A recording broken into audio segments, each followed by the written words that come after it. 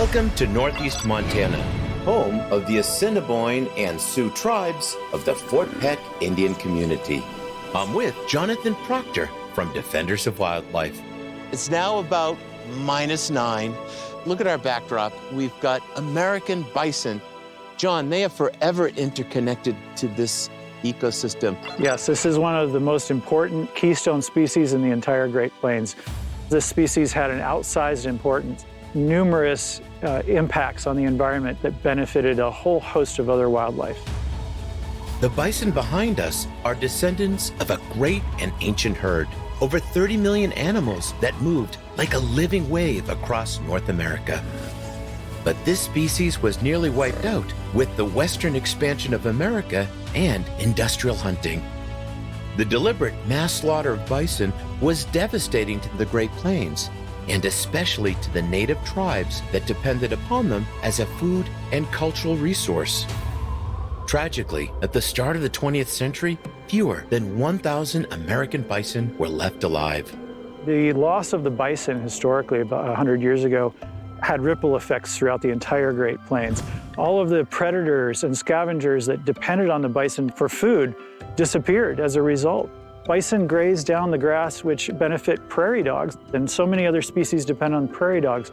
So when the bison were removed, the whole system unraveled. So the big challenge we face is to reintegrate them into the ecosystem, because this environment, the prairie, needs the bison. To achieve that goal, we need to restore at least 10 large bison herds back to the Great Plains. When we get to that level, we will have truly saved the bison and the environment that it once evolved in and helped create. Leading the charge is the Intertribal Buffalo Council, a group of 76 native tribal communities working to establish new and wild bison herds across the Great Plains. This morning, Robbie Magnan and his team are moving 56 bison from Montana to their new home in Oklahoma. Robbie, for the many tribal communities, bison are so very important, even today. Yes, it's very much so. They're helping us restore our culture because they have always been part of our culture. And now we have an opportunity to reconnect with them and restore our culture again. But here's the thing.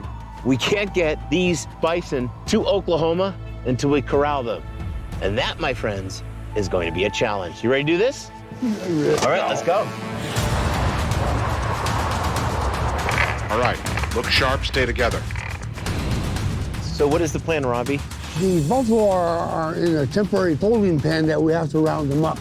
Sometimes it's not so easy. Follow me. Woo, hold on. So you can kind of see what we're trying to do right here. It's a little bit of chaos, organized chaos. And what we're trying to do is move them into the corral, make sure they're healthy, and then share them with another Native American community. Okay. Yeah. Rock. Rock. Take what you got. Take what you got, guys. Take what you got.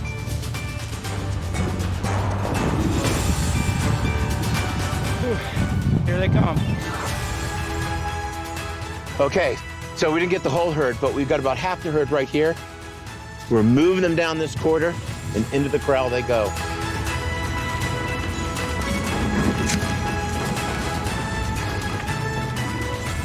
Robbie, who do I invoice my chiropractor bill to?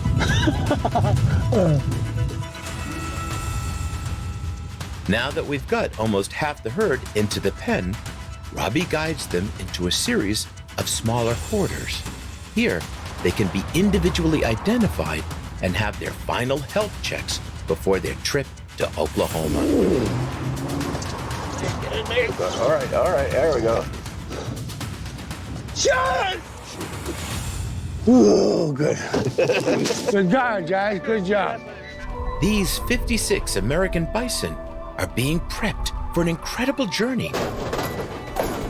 To move them safely, I am with an expert team from the Assiniboine and Sioux Tribes, the Intertribal Buffalo Council, Yellowstone National Park, and defenders of wildlife.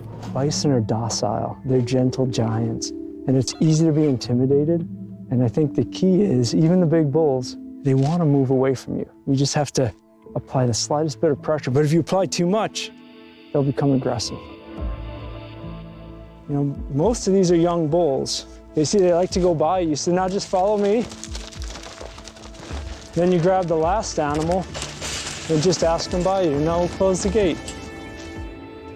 Alrighty. Okay, so again, we're just gonna carefully kind of shadow them into the truck area. Yep. All right. Absolutely. We want to stay really tight to this fence because they're going to come right by us. You just stay right close against the fence, they'll go right by you. Hey, bud. You too. And then follow them up. You don't want to lose contact. Come on, boys. Come on, Bison, all the way to the gate, all the way to the tub. Hey. Shut it, shut it, shut it, gate, gate, gate. Push it, Robbie, push it, Robbie, push it. We've just moved 56 American bison over 900 miles from Fort Peck, Montana to the plains of Oklahoma. I'm with Modoc Nation Chief Bill Folis to welcome these animals home. I think it's a wonderful thing for the young people to see the bison in the lands of Native Americans. The bison is very important to the nations, and I'm glad other tribes are participating in this program. Troy Heinart is a member of the Sioux Nation, and he's executive director of the Intertribal Buffalo Council. The decimation of the buffalo across the West, it totally changed our way of life. Righting that wrong, that's something that we're doing right now. Being able to bring these animals to the Modoc Nation is something that we're very proud of and glad to be part of.